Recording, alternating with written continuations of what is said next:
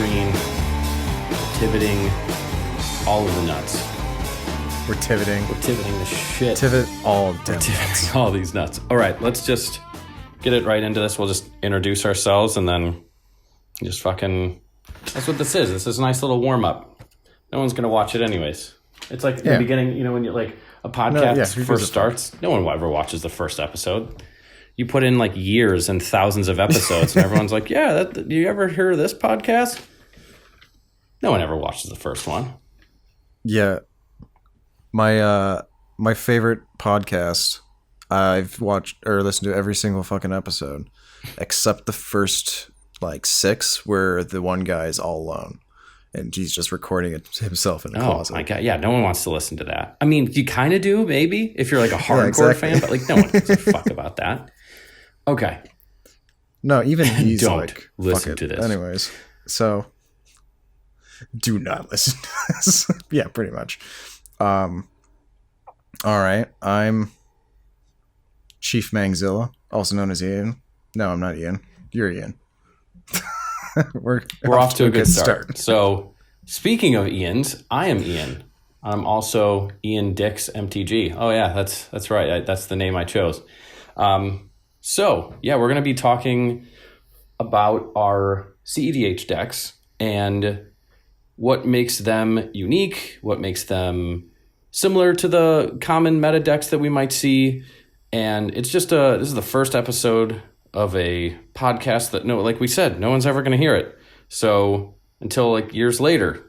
So no one's probably ever going to hear this. By the time you find this, these decks will be completely irrelevant and power creeped the fuck out of cEDH. But the day that my boy Kinnan gets curb stomped into oblivion is the day I will pack up and not be doing cEDH anymore anyway. So yeah, we're just starting off on something easy to get warmed up here. So let's do yours. Easy. Okay. Well, first off, I just want to say, the year of our Lord 2024, Kinnan is probably like the most well-suited fucking commander right now. I think so too. I don't like that. I don't like. I like playing like the second best deck or like the third best. You know, I like playing good, relevant decks, but I don't like to just pick the best thing. So I will always just say that Blue Farm's better, just for my own pride. But yeah, he's probably one of the best things you could be doing right now.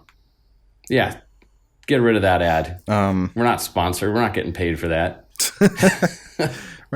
Fuck you. Cut that out. We'll get rid of it in post. Yeah. So, my fucking guy, my go-to, my dog, Tivit these nuts. That's my deck. So my question to you, Ian, is why would you play Tivit? Why would you play Tivit currently? So, and this is post-ban, by the way. So this is a couple months after the bans that happened. What was it, mid-October? So this is basically like almost exactly 2 months after that. So we've had a little bit of a time to kind of, let that soak in. I still think that Tivit is really strong. Yeah, he loses Dual Lotus and Mana Crypt, but Dockside's gone. Tivit can be greedy as he wants now. So that alone. Yep. And then I think with the exception of Rogsai getting a little better, I think the format slows down a little bit. And Tivit is not meant to be turboed out. I don't know if you remember, but I tried making I called it Turbo Tivit. I'm like, I'm going to make a Tivit list. It was fucking terrible. It was awful. It didn't win at all. It sucked. And it was brought out back and shot like Corvald. And we're gonna have after the bans. We're gonna have to have a moment of silence at the end. Or Godo. Poor Godo. Although I think he's still good. I think Godo's still good.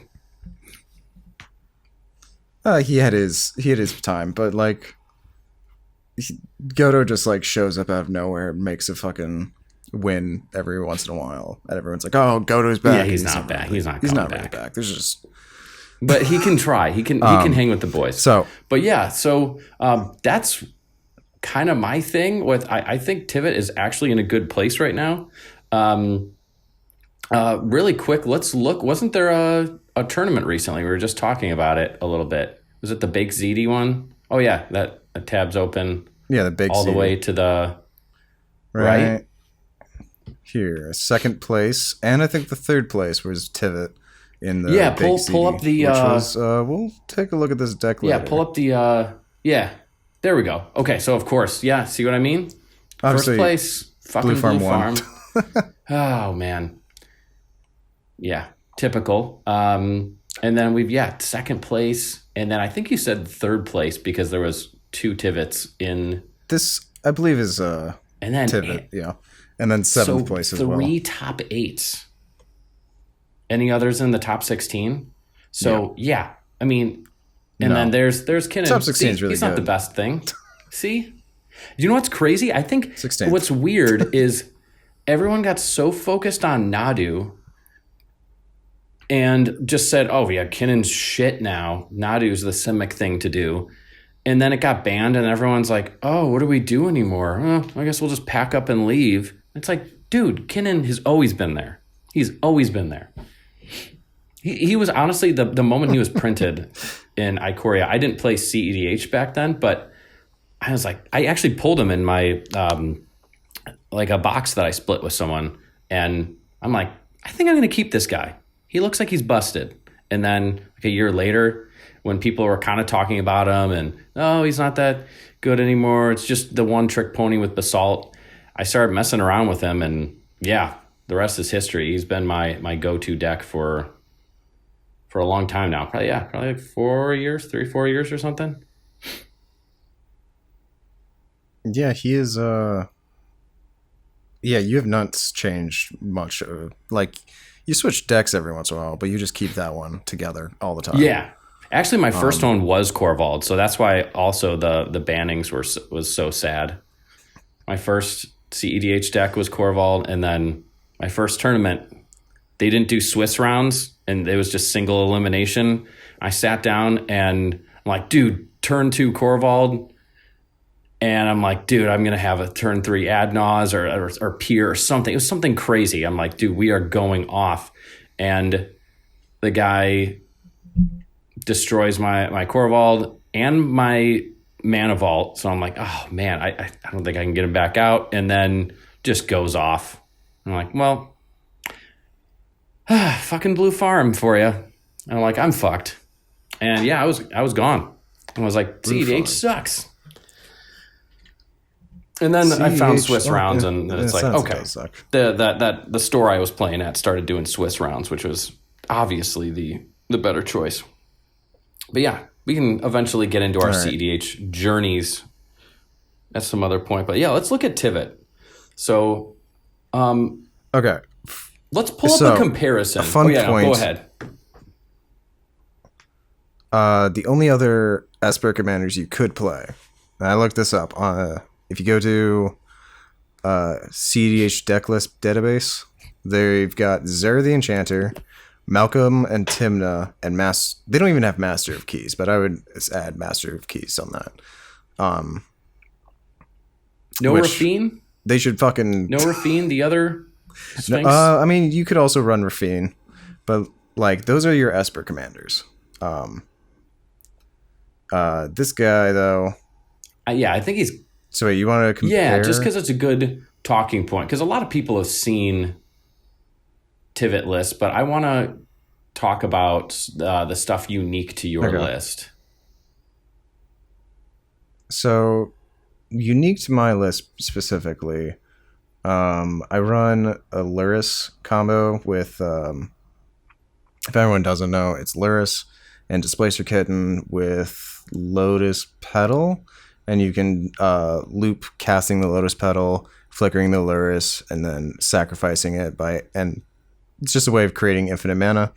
But it's also a way to extort constantly with Blind Obedience, or I can also pump it through Urza, which is fun. It sounds kind of like a ridiculous combo. Like, okay, that's like 3 or 4 pieces. But then when you actually think about it, each one of those is really good on its own. The recursion for Luris, especially for Yeah. all of the artifacts and even the cheap enchantments that you run, Displacer Kitten, Bouncing Tivit, Urza, using all of your treasures and clues and tapping them for mana instead of, cracking the treasures. I mean, that's huge. So each one of those pieces, and then Lotus Petal is just ramp. Every deck basically runs Lotus Petal. So it does kind of seem like a combo that's a little far-fetched, but we've played a bunch of games and you've won with it multiple times, and you've gotten even just partial combos going where you're casting, Lotus Petal, and then you flicker Luris, and then you get something else, and there's so many different combinations and possibilities that maybe even if they don't go infinite, you're still doing things and you're generating all this value. And if you want value, that's essentially Esper. It's just value.deck. Oh god, the Esper shell is just, would say. Every time I look at it, I'm like, oh, it's very good. I kind of want to be doing this. But yeah, like the combo, because I'm already running Displacer Kitten and Teferi. Oh yeah, that too. So to add just like another thing that Displacer Kitten can do, just makes it more valuable.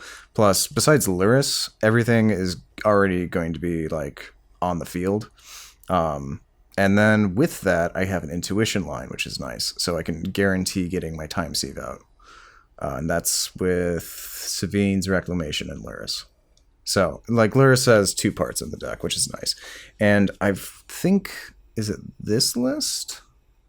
Yeah, we did see one that it looked like was running Luris. This list has Luris. It has the same combo, but he's also running Hullbreaker, which is cool. Which I've seen a lot of lists run. Yeah, it's cool. Let's do this one's the second place, so we'll do a comparison of Tivit these nuts. Oh, that's nice. I always pasted the URL in and all this stuff. Okay, yeah, let's go over the unique stuff. Number one that sticks out to me, Grand Arbiter. You put that in day one, and it has been a hidden gem. It has fucked us all my favorite card out of playing in the early game. And here's another thing when it comes down to like the math of cEDH, where if you want to get nerdy and like scientific about it and be mathematically correct, a lot of times I feel like a lot of decks with a lot of ramp can almost certainly get to 4 mana right out the gate.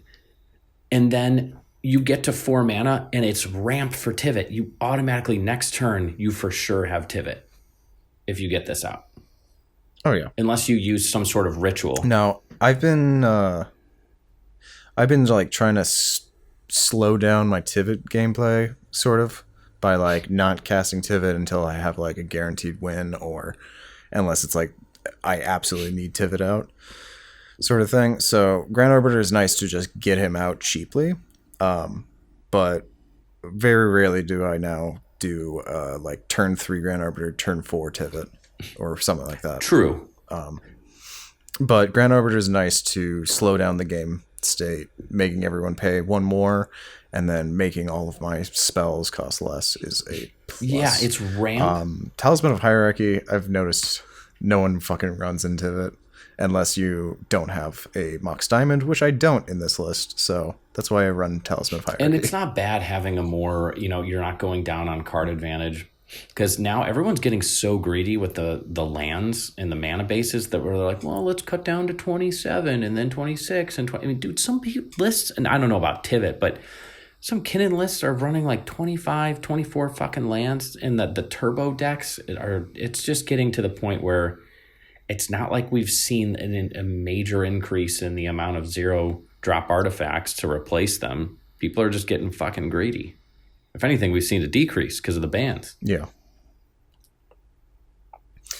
So this guy's deck, he's not on Tezzeret the Seeker, which I'm surprised about, because I find Tezzeret to be like super, super overpowered. And even if you use it for being value. able to find the one ring. or Time Sieve. time save. It can even untap the One Ring, which is fucking really nice. Also, Beseech the Mirror. I've noticed a lot of Tivit lists don't run Beseech, but once again, it's a way of getting the One Ring or Time Sieve out, which really this deck is all about trying to get either one of those two out and just winning the game from that.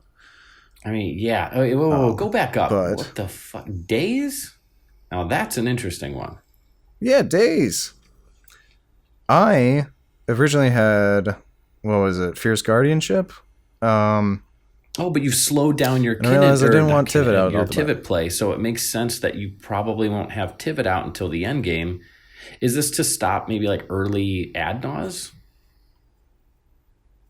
Early Adnaz, early commanders that you don't want, troublesome commanders like Kinnan. It's a good way of countering turn 2 Kinnan with only 2 mana, or a turn 1 Kinnan, and it's like, pay 1 more, and they can't. That's rough. I mean, Kinnan can come back pretty easily. I've had a lot. Still, that slows them down a lot. Yeah. And it's free. Use Bounce an Island. I've had a lot of success with this card. Yeah, interesting. In recent plays. I don't know why most people aren't on Days. I think typically I'm on Days kick. I'm sure there's other, including myself. When I see it, I think Rogsai, like a fast deck that you are just want as much free shit as possible. Like let's say you're casting Adnaz and you want to go turn 2 Adnaz or something crazy like that. You're not going to have any excess mana for protection, so having something like Days to stop a counterspell.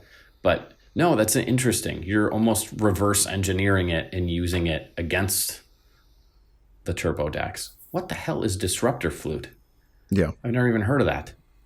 Disruptor Flute. It's Modern Horizons 3. It's a way of slowing down specific combos, I guess. So just a specific card. If I remember this... I like the flash on it. I've never even heard of this. That is very interesting. Oops, sorry. One card I did want to talk about in this guy's list is a Stormscape Familiar, which is essentially a Grand Arbiter. Without the stacks. And what's wrong with another Grand Arbiter? Yeah, no, that's... the only thing is, so it's not white and blue, and it doesn't have the stacks effect. It just has the one effect from Grand Arbiter, and I almost think if you're going to run this, take this out and put the Grand Arbiter in. Yeah, I think Grand Arbiter, because Grand Arbiter is also a little bit beefier. I get the idea that it's cheaper to get out, and it has flying, which is nice for some situations. I do like they're on Solitude. I like that card a lot too. They're on Fierce Guardianship too. Fool. So they haven't made this They came in switch to second Days yet. place in a big tournament. They don't know what they're doing. Oh. I'll address this right now. I don't own a Transmute artifact, so I don't run it, but I find that I have plenty of tutors that help me get And yeah, I mean, anyways. you know me, and all of the people we play with are very proxy friendly, including yourself. But I understand just for tournament's sake, some places just don't, and it's just easier to not have to switch. So, yeah, that price tag $400. Oh, Jesus. Jeez, I don't remember. And the only other card I want to talk going about up that much. What the hell? is Mockingbird. I've heard Mockingbird is ridiculously good, ridiculously good in general, but also in Tivit, ridiculously good. Like getting copying Kinnan, for example, in Tivit, I've heard is amazing from a source. But this is probably, if I was going to change something about my deck, I'd probably add Mockingbird. There's some other unique cards on there. Realistically, I love go up to how many? So there's 25 cards difference.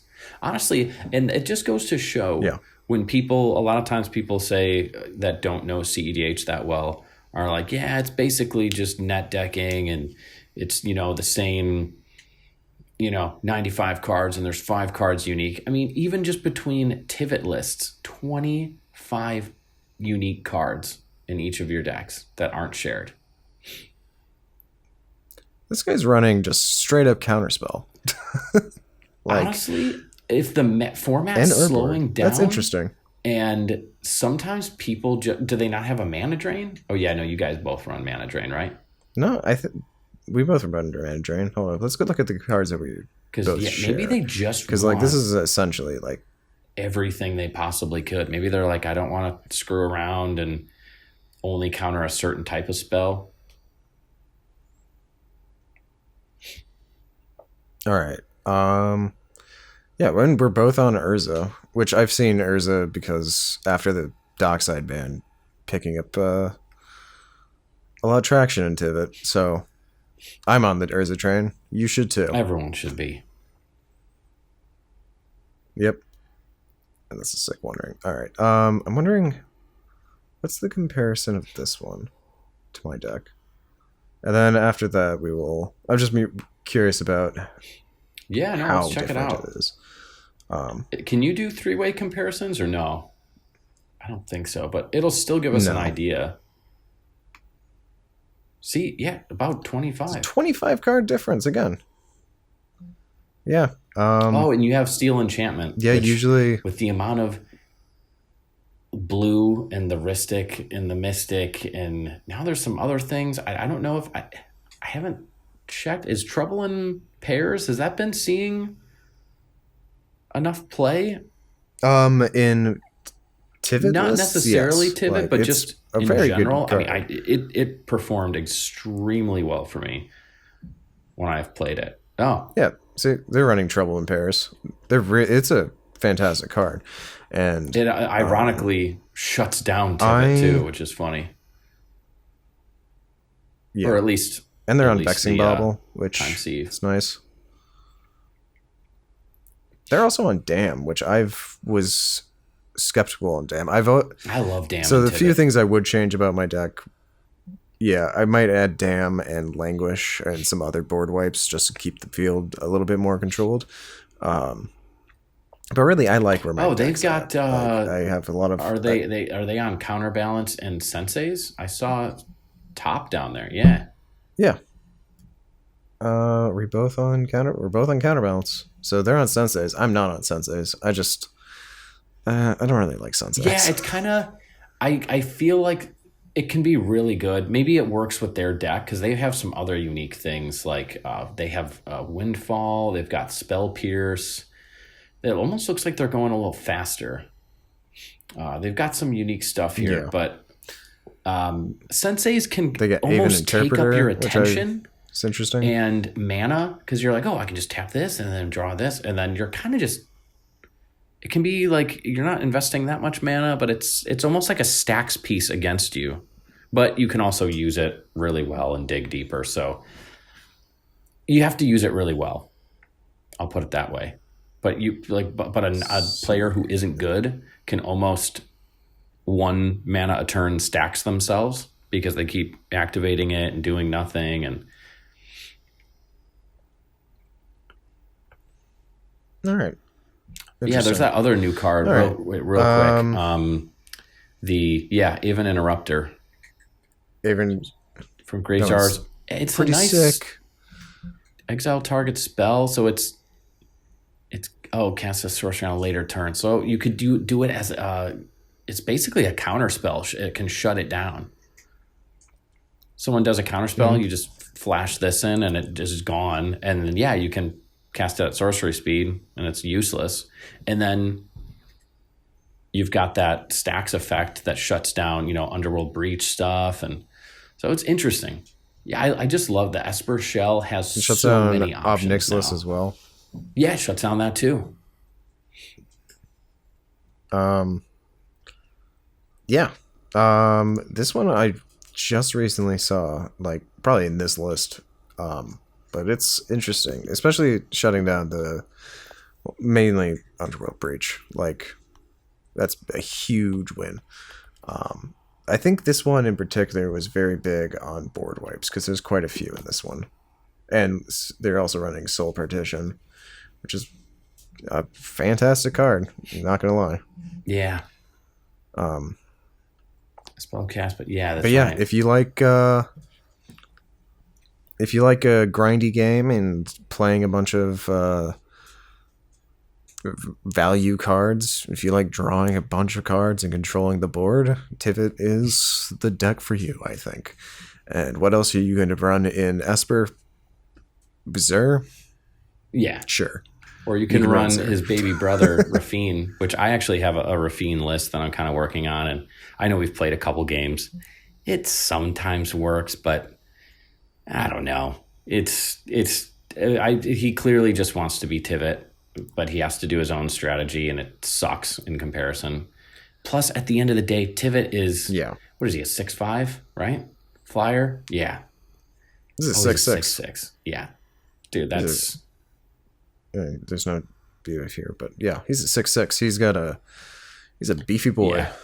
That is a lot of times that 6'6" with Ward. And the Ward, like, really good. I remember there's been numerous times where I've foolishly, I'm like, oh yes, I'll top deck what is it called?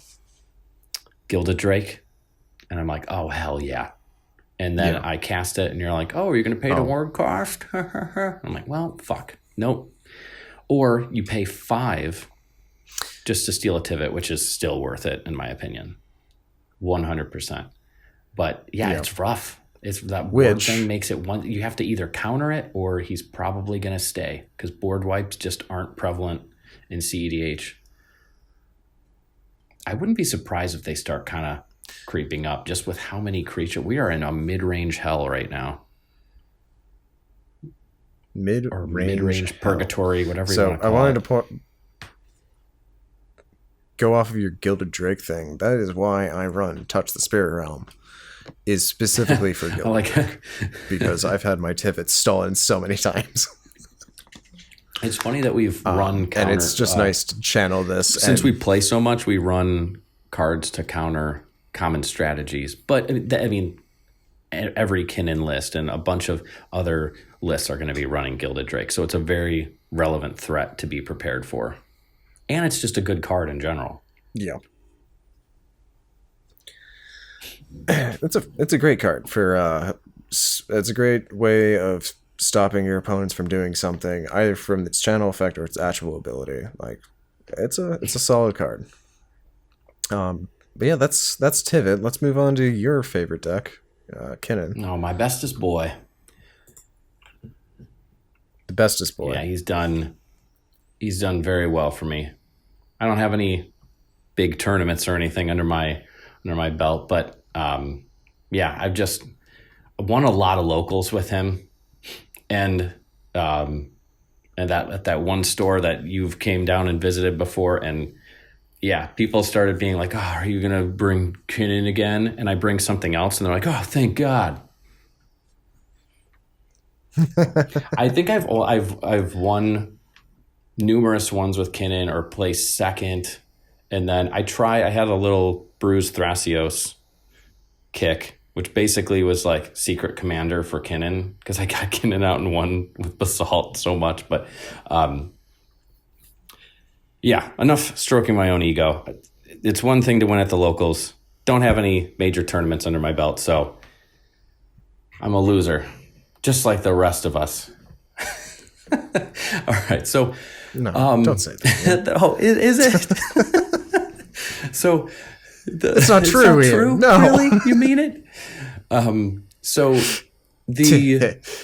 I think the main thing that's different about my Kinnan list is right now you see this big push for mid range, and it's this grindier, big stompy, stacksy, either beat down or kind of controlling the board until you can go for a very safe combo, but you really just have this super accessible, easy combo in Basalt and Kinnan, and it can be assembled super quick. Why wouldn't you go for that?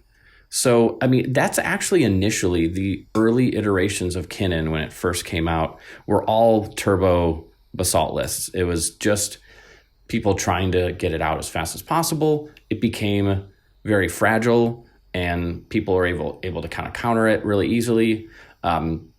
They were kind of doing as a backup plan, just spinning the wheels and gambling into seeing, what can we flip into, which is still a relevant strategy. And now it's less of a gamble because there's so many creatures, big, value creatures that are worth spending 7 mana for in the current meta. But I say, why not do this hybrid? Think of an Adnaz deck like Rogsai. He's trying to go for Adnaz right out the gate, and it works all the time. So why, if you have an easy combo, I'm not saying is good by any means, but I think it can be not quite as fast, but like the second fastest deck at the table a lot of times. So hold up a counterspell and make sure you police the initial pop off from the turbo player and be the guy that swoops in. Be the sloppy seconds guy. You know what? That should be included in this somehow. Bestest boy, sloppy seconds. He's a lover for sloppy seconds because he can swoop in so fast and close the game out like it's nothing. And then you have a very viable strategy to fall back on in the mid-range aspect. So as you'll notice, just kind of right off the gate, I only have 24 creatures. This is a top 16 Kinnan list from a big ZD Open. You can see quite a bit more. And then another popular, very good Kinnan player, Wounded Satellite. And this is a very recent updated list, 27. So I'm what was mine, 24? So only a couple less. And you might notice that I have some lower CMC stuff. I don't have as many of the Void Winnowers and where's some of the other big ones? Tidespout Tyrant, Thorn Mammoth. I don't have those. Nyx Bloom too. But I have the big, obviously, Hullbreaker, Nezahal is drawing you cards. Yeah. Consecrated Sphinx. Anything that's drawing me cards, I'm going to include. Let me pull up a comparison. Might as well. Let me ask you the same question that you asked me. Why play Kinnan?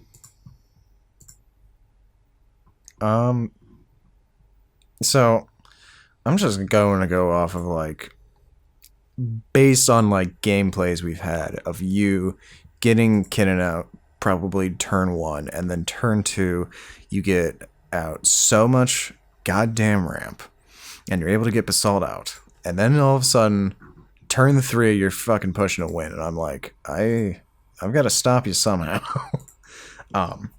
But I've seen you go from trying to push a Basalt win, losing your Basalt Monolith, and still sticking in the game and fucking being a huge threat, even if you lost your main combo. It's a very, and especially in this post Dockside world, you don't have to worry about your mana rocks feeding into someone's Dockside for a win. I think Kinnan is in a very good spot right now, and that's a good point with the Dockside being gone. And really, all I lost was Mana Crypt. Oh well. Oh well. Yeah, fucking Tivit lost Mana Crypt and Jeweled Lotus, which is, everyone lost that, but that's all right. It's all right. But Corval lost everything. Is this a comparison? No, so let's do the grind. This is my list. Let's do Grind 'em into Dust, because this is this is just kind of a standard.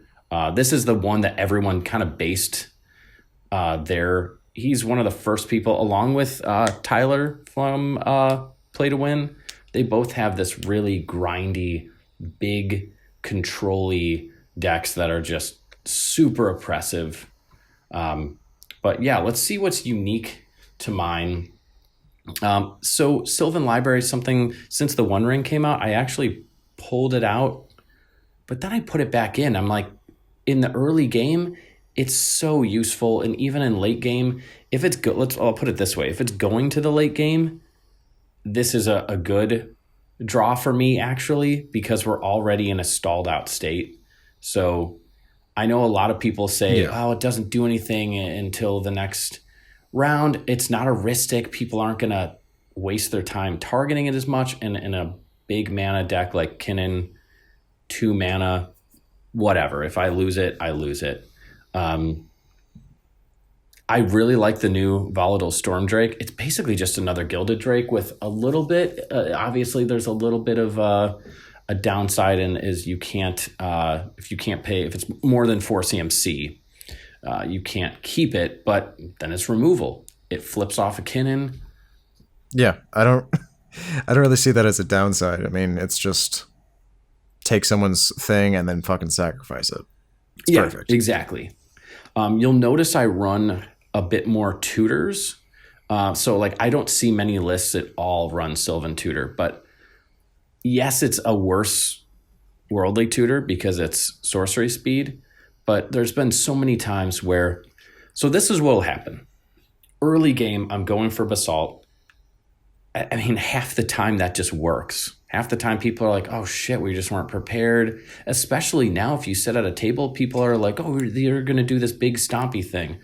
Turn 2 Basalt into a Walking Ballista or into the filter through, what is it, Prismite or Stonework Pack Beast or Mirage Mirror. And all of a sudden people are like, well, fuck, that's the game. And it's turn 2 or 3. It's crazy. And then if that doesn't happen, I do notice that I'm playing more of the value game. But a lot of times, all I need is 1 card. So the card quality kind of has to be high. And a lot of times, I have a lot of mana. And that is one of the downsides. I'll say one of the weaknesses is sometimes I'll have like 10 mana on board. And I'm like top decking. And that's where Sylvan Library, that's where the One Ring really helps me out. But sometimes I'm like, okay, if I top deck a Sylvan Tutor, boom, there we go. I'm back in the game. I tutor for a creature. I flip Kinnan right into it, and boom, I can go off. So easy to just turn the game around with something like that. Profited Distortion, I don't see a lot of decks running this, but it's basically another Thrasios that's cheaper. And it just draws the cards. You technically don't. I mean, most people, you play Thrasios with infinite mana, they're like, okay, just pick up your deck into your hand. But I actually see the whole land thing going down as a downside. Sometimes you don't have a land in your hand for Mox Diamond to go off. Let's say you need to filter mana and start going off into there. I mean, usually you can just go into it anyways. But I do like having extra outlets for mana. And you know what's crazy? Gilded Drake. How the hell are they not running Gilded Drake? Let me see. Is this other one? Is the other one running Gilded Drake? And both the Drakes? I think that's crazy to me. Being able to take someone else in a meta where everything is so powerful and good, why would you not want to steal someone's Najeela or Tivit or Atraxa? Yeah, just anything. And even just for the sake of them not being able to use it, even if it's not useful to you, obviously you're probably going to go for the useful thing, but even just to slow someone down, it's a nightmare getting rid of Gilded Drake and then getting your thing. But you have to kill, even if you kill, it doesn't matter. You have to kill your own thing, recast it. It's a huge pain in the ass. Or Ian, you just run Touch the Spirit Realm and you don't have to worry about you're just playing Tivit and you're good at everything, so you can do whatever you want. This is another one. Muddle the Mixture. Okay, I can't believe people don't run this. 3 mana for the transmute, but uncounterable. Imagine a scenario. What would you transmute though? Because like I run Muddle the Mixture in Tivit, but that's specifically to get time save. And like, what do you get? What 2-drops are like you trying to get from this? Let's see. Is there an easy way to? Let me just go through. You can get your Gilded Drake. You can get Thrasios. You can get your filter. If we go up, I think it's view options.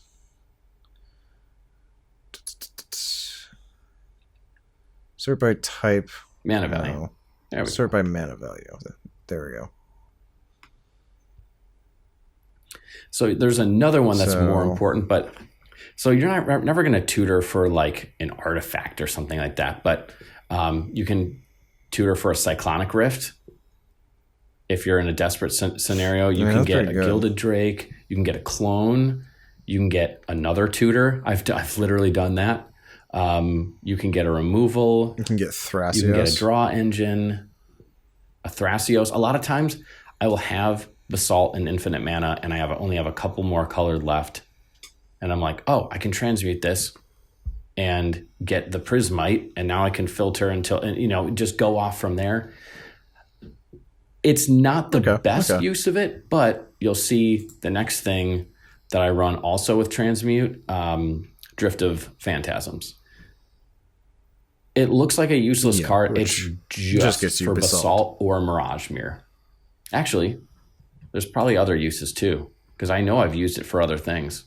You've got Basalt, you've got Mirage Mirror. If you, for some reason, I don't know why you'd go for Ristic over Basalt, but there's weird scenarios. I mean, if your Basalt's been exiled and you're just trying to get into the grindy state, I can see you getting a Ristic Study. Let's say I already have it in hand and I just want some protection and I have Kinnan out and I'm ready to go off. Let me just do an uncounterable tutor for Fierce Guardianship. I know it seems weird, but then you play Basalt, someone I got Fierce. So, I mean, there's just so many little unique things.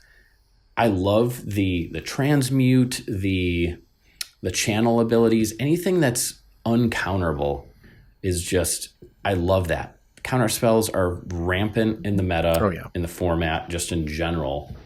So having anything that can get around it, it's not that it can't be countered by something that can counter abilities, but how many people are running those cards? I never see them. Yeah, how many people are running Trick Bind? Yeah, not that many. And another thing that I'm glad that I don't see in my unique list, Colossal Sky Turtle. When that first came out, I fucking jizzed my pants. I'm like, this is Kinnan on a fucking, like, this represents everything that Kinnan wants to do. You've got a big stompy creature. I mean, I almost never cast it that way, but in a desperate scenario, if I have a bunch of mana and we're in a grindy game, a 6/5 flyer with Ward too, that's not bad. He can trade with Tivit. And then the main thing, he can trade the channel abilities. You discard them, uncounterable, return that's why you Basalt to hand. Go off from there. Uncounterable, return target creature to its owner's hand. So you can do that for, and I think channel is instant speed, unless it says otherwise. So instant speed, end of turn, bring Basalt to your hand. Bounce someone's creature, save my own Kinnan if it's been killed a million times, which has happened. I've literally had to spend 10 mana for Kinnan because people have killed it that many times before. And maybe that says something about me being a bad player and not waiting to cast it, but I don't give a fuck. I mean, I'll just keep casting it. This has turned into a PSA for everybody who's having difficulty with Tivit. Or not Tivit, Kinnan. Just kill it on sight. Like, kill him on sight. That's it. That's how you deal with it. Because then, what are they going to do? Cast it again? Kill it again. Just kill it. You almost save your removal. What are you going to use it on? Nothing. You're going to use it on a Kinnan. Because if you don't, the amount of value, we'll just leave it out for one turn. Well, now I have a couple pieces of ramp and I'm generating 8 mana a turn, and it's not good. You just got to kill him. Yeah. No. It just snowballs. If you let him live, it just snowballs into your worst nightmare. It's just easier to kill him than to deal with him. Agreed. I mean, that's most things, right? Yeah, that's most things. Tivit, PSA for Tivit, counter him. Don't let him out. Disrupt their mana. No, yeah. That's the worst part, too. Because, like, you know, I can deal with people being pissed at, like, me casting Tivit and then killing him, but, like, when you counter him, I don't even get any of the tokens. Yeah. It's rough. And it's just like, I've just wasted my entire that turn ward on didn't this. do shit for you. So, yeah. That ward didn't do shit. Here's another one. Shared summons. It's like, I call it the green Adnaz. Obviously, it's the 5 mana instant, so that's about all it shares with it. But end of turn, get 2 creature cards with different names. So yeah, we're playing EDH, cEDH specifically. That's going to be 2 of any creature in your deck. This is an instant win next turn. If no one counters this, you can get Prismite? You can get Prismite and what is the the Trophy Mage. You play that. Oh, yeah, you get of course Assault, then you play your Prismite, or you can, I've seen people get a tutor, or not a tutor, a clone. They'll get like Phyrexian Metamorph to specifically copy Trophy Mage to get Mirage Mirror. Play that. That's your filter. Or just utility. Let's just say your Basalt's Exile. Well, now I can get a Polywog Prodigy for some draw and a Gilded Drake to steal someone's Najeela. So now I'm back in the game. You know, all of a sudden there's all these different uses out of it. And I'm sure as this podcast goes on and we record more episodes, you'll learn that I am a whore for versatility. If something has multiple uses, I am obsessed with it. I mean, Colossal Sky Turtle technically has 3 uses, probably more. This is what I lust for. Ian, as a chef, I can respect that. This is what I'm a whore. This is what I lust for. Cards like this. Like, what doesn't it do? What doesn't it do? And I will at some, and you know this. I think you're one of the only people that know this. I didn't do it to spec. I just bought it because I'm like, this card is so awesome. So I bought like hundreds of copies of this. And what's funny is it's actually, I do have, I think 100 foil copies or like 50 foil copies that I all got for like $1. So I could start cashing in for some reason. I don't know why the uncommon from a widely open set is $547, but hey, I'll take it. Maybe I should cash them in to the TCG buy list. Or should I buy more? Should I double down? You should. Just double down. I will double down. Buy them and all. To prove that I have them, I will. I'll take a picture and it'll be the closing slide for this podcast. Oh, that reminds me. Can I get a fucking Colossal Sky Turtle? You can have several. I have some. What kind do you? What language do you want one in? I think I have. No, I think I only have 2 languages. I think I got a Japanese one too. No. You want a Japanese foil? You know me for Japanese and, cards. Yeah, I'll give you one of each. I'll give you Japanese foil, a regular, and a foil. All right, cool. I want to get it signed by this guy too. You know what's also crazy? My buddy actually. This says Nicholas Gregory. Nicholas Gregory. What the fuck is this guy's name? Is it not Nicholas Gregory? What was the guy's name? Nick Montgomery. Oh, Nick Montgomery. That would have been really cool. That was not even Nicholas. I mean, Kinnan, Colossal Sky Turtle. I'm all bricked up over this Colossal Sky Turtle right now. Well, if you want, my friend at least knows Nicholas Gregory, so we could probably get you in touch and get some 100 copies signed. I will not do that to him. I'll be like, hey, can you sign like 2 of these? Also, here's a pack if you want to sign 100. Sorry. I would never do that. I would never do that. This is fucking rude. I'll send him the stamps and envelopes too, because I don't want to be a dick. But I really like the art. I really like the card. I don't have any tattoos, but I swear if I was going to get anything Magic related, if I even get a tattoo, and even if I get something Magic related, it would be Colossal Sky Turtle. Hell yeah.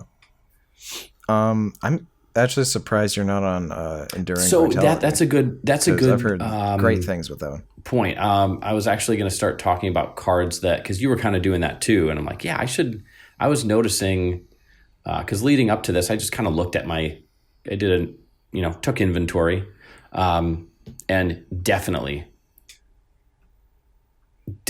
this, and I've only heard good things about Court that card. Of Calling.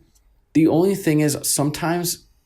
So here's the other thing. I have to, if I'm going the hybrid route, because I'm not trying to necessarily be like Wounded Satellites list or Nick Montgomery's list or Tyler from Play to Win. I am doing a unique variant of it, but I am always looking for things that push both of those strategies and are good in a variety of scenarios.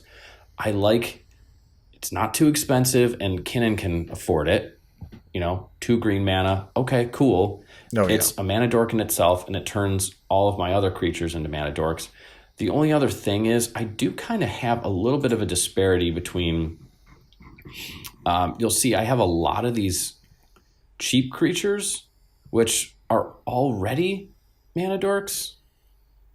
So it doesn't help that much, but it does turn these into being able to tap for blue, which can sometimes be a problem.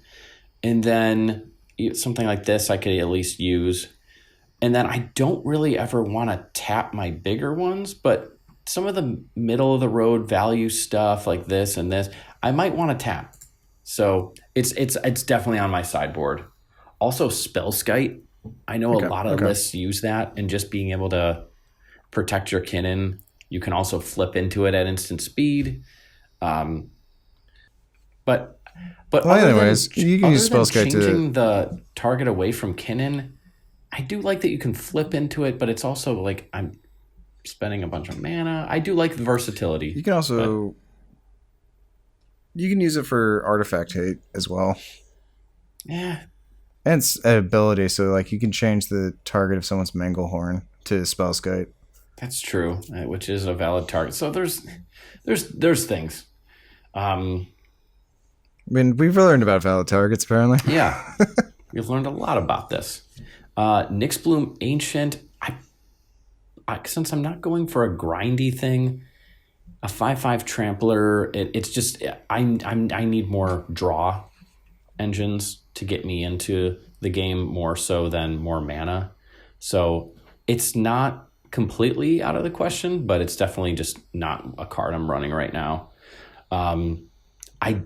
This one right here, I love lands that tap for colors and then also have, it's just draw 3, discard 3. Just having that on a land just in case late game, kind of good. Yeah. I'm thinking about doing that. Yeah. What about Clever and That's another one. I was like, oh man, this is so good. Any non-land permanent. Oh, he's on Trinisphere as well? Yeah, I saw that. So that is weird to me. But I like it in theory. I would just have to, I would almost want to talk to them and say, how is this working? Because I can imagine how it would work. You're the big deck that doesn't care about casting small things anymore, because you set up the game really fast and then you get that out and then everyone else is kind of screwed. It shuts down the turbo lists, I guess. They can't go off post Nas, but I don't know. I feel like you're just trying to run defense grid at that point. You might as well just run defense grid. Yeah, I don't know. I'd have to hear. They have a good. They're a tried and true player, so they must have a good reason for it. The Void Winnower, I know a lot of decks run this. It is super oppressive. What is it? Even spells. I mean, that shuts off a lot. Yeah. But again, I'm not trying to like stacks out the board necessarily. I'm trying to get big creatures that push my game plan forward and also happen to control the board through their stats and pressuring players. So something like Nezahal that draws me cards every time someone casts a non-creature spell, that can swing in, that can't be countered, like stuff like that. Consecrated Sphinx. Those are the stuff that I'm trying to flip into or draw into and play with my excess mana. That still keeps me in that mid-range game plan, but I'm not doing the stacksy stuff. I'm not saying it's a bad strategy. Clearly it's working, but mine is, I stray away from that. I have been curious about this, but again, it kind of goes more in the control-y direction. So, but I've considered it. But to touch back on Clever Impersonator. I mean, it's a good way to get rid of it. Oh, go ahead. It's a good way to get rid of Tivit, Thorn Mammoth. I mean, you can get rid of a lot of things with that thing. That's true. But still. But yeah, Clever Impersonator. The fact that you can copy a Rhystic Study, a Mystic, any creature, any enchantment, any artifact, a One Ring. I mean, yeah, honestly, I think as soon as we get off, that is going to be the main thing. I'm going to swap that out for... I'm not even kidding. Like the second we get off this, I'm going to swap Clever Impersonator for Phantasmal Image. I really do like Phantasmal Image, but the Phyrexian Metamorph, having the versatility of copying the One Ring and other artifacts, and then the same thing with this, it's just better. It just is. It's going in. No question. Yeah. I noticed this. I think I've heard them talking about that Wounded Satellite is one of the only players that run this. I'm sure more do now, but it is interesting. It's a mana dork that also exiles cards from graveyards. So it is a little bit of graveyard hate on a mana dork. Oh, that's actually pretty nice, especially going up into like a Grixis matchup. Absolutely. Where you know they're going to be running Underworld Breach. It's just a nice way of like making, yeah. It's just a good way of like making sure that like some pieces are kept away from the field. It's a good way of like getting rid of Time Seed for good and Tivit as well. Yeah, there's just so many options for. I probably won't use it in my list just because it's more of a controlling piece, but I really do think it's a cool tech piece. I do like it. I mean, that's. I've got a question for you, Ian. How many lands are you running in your Kinnan list? Oh yeah, let's check this out.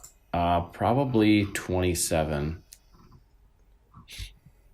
Yeah, but but you'll notice. Oh, 27. Gotcha. Yeah, I am also, because like I said, I'm a versatility whore, and that's what those MDFCs. I think it's like, why would you not run the Secret Restoration and Turn Timber Symbiosis? It's kind of like, yeah, I think I've casted this once ever, and I was fucking desperate. But guess what? I was desperate, and I had the mana.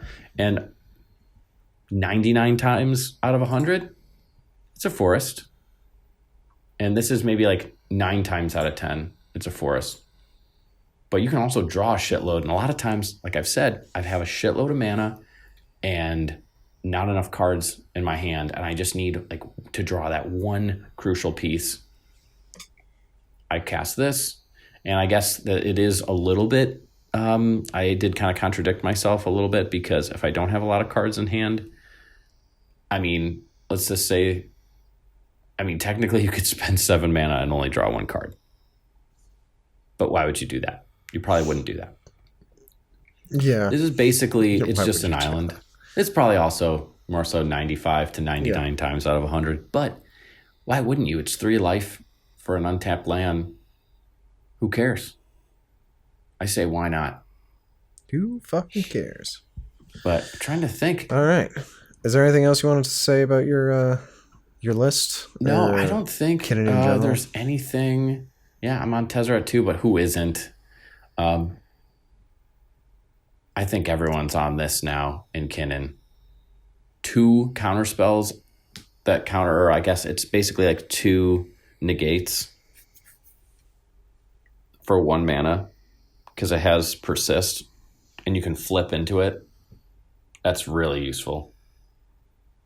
Force of Vigor. Okay. I can play cards like that. You can play that kind of shit in Kinnan because I'm not running Ad-Naus. I can't, obviously. But same in Tivit. You can get away with the higher CMC spells that those decks would just never run. So basically, this is free. It's so good. My Tivit list is actually pretty responsible. I think my highest CMC is 5. That's actually not too bad. Yeah. Yeah, there's just a weird amount of 7s. Everything is in this nice little downward curve from 1. And you've got this big chunk of 7s because you got never cutting that, never cutting, never cutting. And I will die on this hill. And then you're for the 1% of time. For the 1% of the time. Let me look at Tivit real quick. First off, I'm running 27 lands, 28 including MDFCs. You got to get your. That's a nice curve. It's a pretty curve. It's a nice curve. Force of Will, Tezzeret the Seeker, and then my 6 drop is Tivit's got a nice curve. Damn straight, girl. Or boy, I guess.